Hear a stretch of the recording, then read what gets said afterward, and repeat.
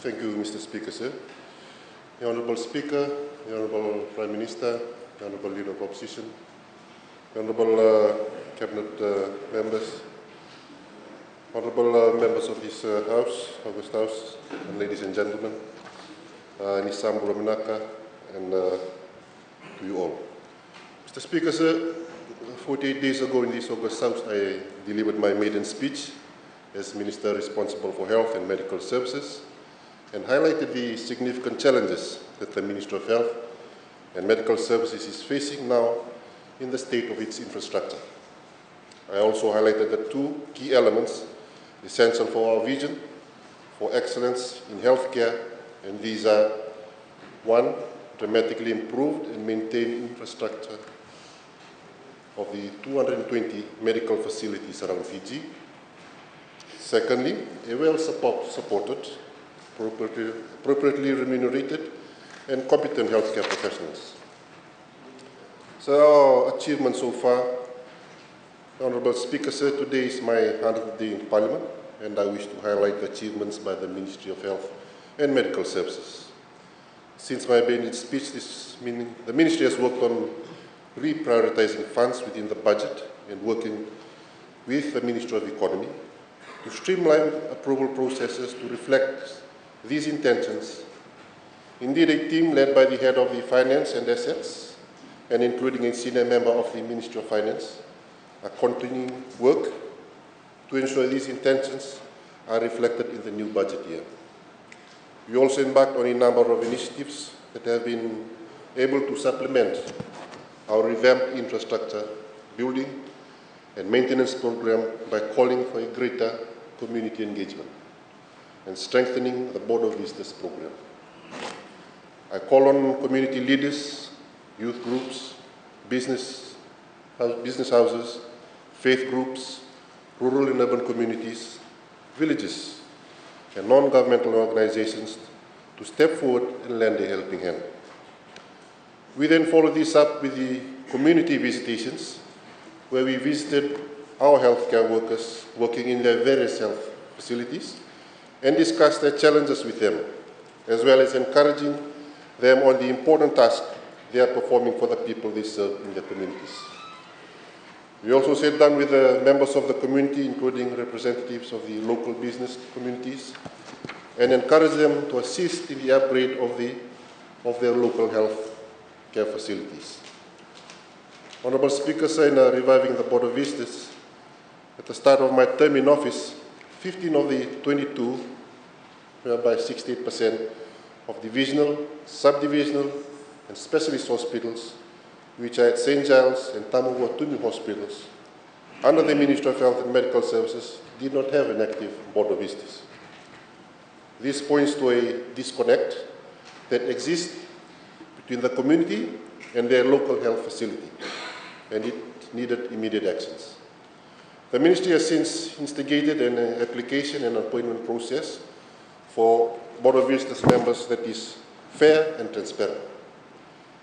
We are pleased with the response we have received so far and anticipate to complete the appointment of Board of Visitors members over the next few weeks. For some of our hospitals, this will be the first time that they will have a Board of Visitors in place. And this is a great step forward in our efforts towards collaboration and community partnership. The Board of Visitors is a legislated body under the Public Hospitals and Dispensaries Act of 2012. Members of the Board of Visitors are appointed by the Minister from the local community. The functions of the Board of Visitors as stated in the Act include the following: the maintenance and repair of the hospital or dispensary under its care and control, the beautification of the hospital or dispensary under its care and control, that the hospital or dispensary under its care or control is well equipped and has the necessary technology to provide high quality care to patients, assist the Ministry of Health in encouraging good health and prevent communicable and non-communicable diseases. Mr. Speaker, sir, the Board of Visitors are also the voice of the community to the management of the healthcare facility, and they work with the management of the healthcare facility to ensure that the health services is responding effectively to the health needs of the community it serves. Honourable Speaker, sir, while the revival of the Board of Visitors is in progress, please allow me to share a few success stories which depict the level of collaboration and partnership between the health facilities and their local communities.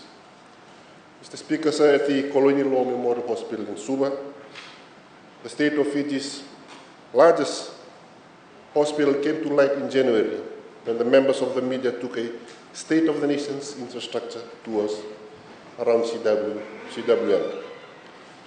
After the tour, an infrastructure working group chaired by the hospital's medical superintendent, Dr. Luke Nasendra, and with membership from the hospital's Board of Visitors, hospital administration, the ministry's asset and management unit, and executive support unit was set up. Mr. Speaker, sir, the infrastructure working group have quickly developed processes, trackers, action in response to the list of urgent CWM works and organized for a number of fundraising drives for the hospital infrastructure development. A major fundraising event held at the residence of the British High Commissioner in Fiji, located in Suva, and hosted by the British High Commissioner himself, His Excellency Dr. Brian James Jones, was a success where about Fiji $1 million of pledges and commitments have been made towards CWM hospital infrastructure works. Honourable Speaker, sir, for Savu Hospital, it was good to hear from the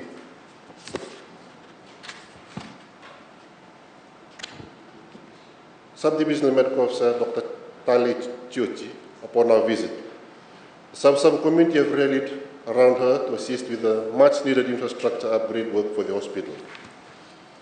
The Ministry wishes to acknowledge Mr. Graham Haynes, the community workers of Niue Island, volunteers, business organizations, and non-governmental organizations, and residents of Savu here and abroad who have pledged donations in cash and kind worth $49,000 towards the much-needed minor repair works and maintenance works for the hospital. The donations are currently being put to good use, as minor works carried out at the hospital will include patching of the roof, replacement of fly screen, water blasting, wiping and painting of the exterior and interior walls and ceiling, replacement of ceiling fans, refurbishment of the hospital notice board. Some community have also assisted in repairing an old power generator at the hospital that has been restored to full function, and the repair of an old ambulance which, once fully functional, will assist to serve the transportation of patients from Tukavesi Health Centre, Matewa Health Centre, and Rambi Health Centre. Honourable Speaker, sir, at the Didia Health Centre in the Lau Group, the Divisional Medical Officer Eastern, Dr. Sylvania Dasi, worked with the Didia Health Centre team to identify and engage local community expertise with carpentry skills to undertake minor infrastructure at the health centre with the material bought by the ministry. The health centre was last renovated 41 years ago in 1982 and needed much work in plumbing, repair of roof, floor and painting. With the support of Tarukua villages and supervised by a single technical person from the ministry, more than 90% of the total labour cost was saved through this health centre community partnership. Honourable Speaker, sir, the example of CWM Hospital, Savu Hospital, Didia Health Centre are impressive and heartwarming. There are more examples, but time is not on my side. However, I am most certain that with more collaboration and teamwork, many more great things can be achieved. Mr. Speaker, sir, I am very pleased to inform the House today that our communities throughout the country have responded in a heartwarming way, showcasing their love and pride for their local health facilities and the resident healthcare workers. Within 10 days of delivering my maiden speech, more than 1,000 people from Suva, as well as other parts of the country, converged at the soon-to-be 100-year-old Colonial War Memorial Hospital for its first clean-up campaign for the year. People from all walks of life joined hand in hand to clean up the aging hospital infrastructure and gave their time and effort for a worthy cause. Unfortunately, Mr. Speaker, sir, I was attending a ministerial forum abroad at the time. I managed to catch a glimpse of the event on the ministry's social media platforms, and I must say I was emotional and at the same time overwhelmed with pride, Mr. Speaker, sir. While I was physically away, my heart and soul yearned to be part of the clean-up campaign back here at home. I'm also informed that the initiative has since snowballed into other hospitals and divisions around the country where community members have stepped up and stepped forward and assisted in the clean-up and beautification of their local health facilities. The late 13-year-old American poet Matty Stepnack once said, and I quote, "Unity in strength when there is teamwork and collaboration, wonderful things can be achieved." This quote best depicts what transpired at the CWMH clean-up campaign, Mr. Speaker, sir, as well as the effort exhibited in other health care facilities around the country, from the main hospitals and right down to the rural nursing stations. I wish to acknowledge and thank the villagers, community leaders, maternity clinic, Ryan Coral, local businesses, community groups, civil society organizations, religious organizations, and our bilateral and multilateral partners who have supported us and will continue to support us as we move ahead in this endeavor. Mr. Speaker, sir, both improved infrastructure and well-supported healthcare professionals have a significant impact in the quality of care, the morale of staff, but also on health-seeking behavior of all Fijians. If the people's confidence in the Fiji's healthcare system and in the local health facility is high, they are more likely to seek healthcare earlier, which can lead to earlier treatment, recovery, and care, and increased productivity in our communities. Community engagement and partnership is one way we hope to remove our fear of hospitals and improve health-seeking behavior for our people. That is why we are encouraging and engaging members of the community to take ownership of maintaining their health facilities. It is a win-win scenario that promotes Ministry's visions for a healthy population in Fiji, supported by the Ministry's effort to empower Fijians to achieve optimal health and well-being through the delivery of cost-effective, quality and inclusive health services. Mr. Speaker, I wish to touch now on the human resource for health. One of the Ministry's greatest challenges it is facing now is maintaining its human resource at optimal level for the service we provide. The attrition rate for healthcare workers have been abnormally high over the last 12 to 24 months and facilitated by many pull and push factors that include immigration, the search for greener pastures, education, family welfare, higher salaries, aggressive recruitment techniques by overseas recruitment agencies, and local private hospitals, Mr. Speaker, sir. Mr. Speaker, sir, in the last 12 months, the Ministry has lost some 800 nurses from its workforce, which includes nurses who have moved to the Yaspen hospitals in Lautoka and Ba. The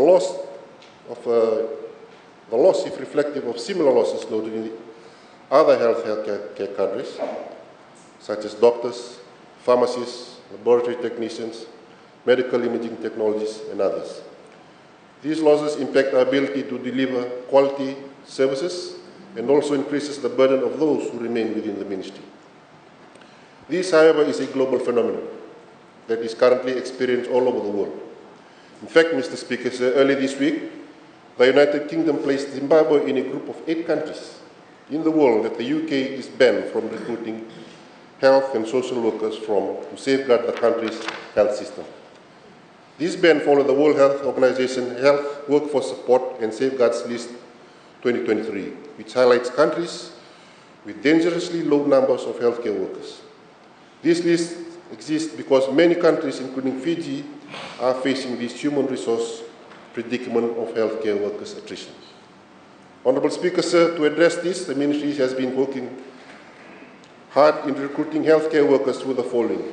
For nurses, through our open recruitment process and open merit recruitment system, a total of 206 nurses were recruited in November 2022, this financial year.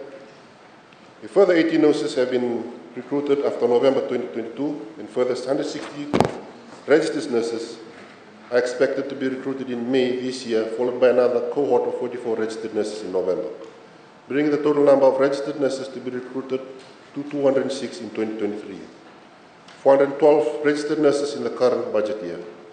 Furthermore, 237 graduate nurses will be recruited as intern nurses in June this year.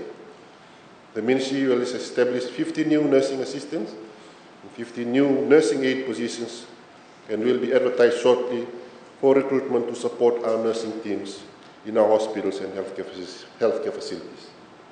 For doctors, a total of 150 medical interns were recruited in January of this year, while 80 medical officers have been recruited as of today, with the remaining to be recruited as soon as they complete their internship. For oral health practitioners, a total of 205 oral health practitioners with another 25 to be recruited before the end of the 2022-2023 financial year, which will bring the total of 230.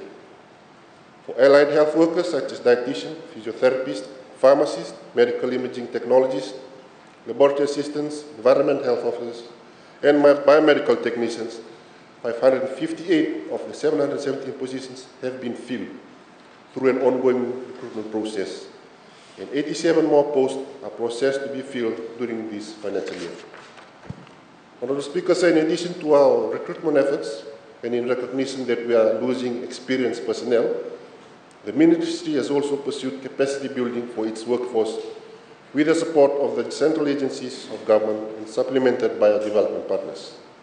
The in-service training budget of $776,476 for medical officers have ensured that our doctors are upskilled and updated in knowledge, skills, and competencies while attaining postgraduate qualifications. For the 2023 academic year, the Australian Government Pacific Scholarship for midwifery sponsored 20 registered nurses, and the Ministry of Health sponsored an additional 20 registered nurses through its in-service training budget. As such, a total of 40 registered nurses is expected to graduate as midwives at the end of the 2023 academic year, and they will be formally recruited in 2024. This is in addition to the Australian Government Department of Foreign Affairs and Trade sponsoring 249 registered nurses in the years of 2019 to 2022 for the postgraduate diploma in midwifery offered by the Fiji National University in Suva and the TC Sangam Institute of Nursing in Lambasa. The Ministry has also negotiated with the World Bank, who sponsored 10 registered nurses to pursue the postgraduate certificate in mental health offered by the Fiji National University for the 2022 academic year. An additional 10 nurses are anticipated to be sponsored in 2023. Similarly, Fred Hollows Foundation is sponsoring 2 nurses for the postgraduate diploma in eye care at the Pacific Eye Institute, in addition to the 44 registered nurses who have been sponsored by the foundations from 2006 to 2022. Honourable Speaker, sir, the Ministry acknowledges the challenging financial situation the nation is in and will continue to work with the central government agencies to advocate for the appropriate remuneration of its healthcare workers for the sterling work that is carried out in all our healthcare facilities. Honourable Speaker, sir, the Ministry has worked hard to improve its ability to effectively engage with its health department partners. The Ministry is establishing development partners coordination to make use of the opportunities provided by the development partners for the delivery of quality health services in the upkeep of health infrastructure. The Ministry has so far held 2 donor partner coordination meetings, attended by a number of important health partners such as Australian DFAT, New Zealand MFAT, JICA, COICA, World Bank, UN officers, representatives, to name a few. These meetings have been positive and have provided a platform for the Ministry to share its plans and visions for the health in Fiji and solicit the support of the health partners towards these programs, Mr. Speaker, sir. Mr. Speaker, sir, in conclusion, as I alluded to earlier, today marks my 100 days as the Minister of Health and Medical Services. A lot has been achieved and a lot more needs to be done. I wish to acknowledge the hardworking staff of the Ministry of Health and Medical Services, who, despite many obstacles before them, continue to work hard and remain passionate and committed to their work towards the vision of a healthy population in Fiji. Mr. Speaker, sir, before I sit, I want to wish you Wish you and members of this august house a blessed Easter. Blessed Easter. Nagwa live and thank you.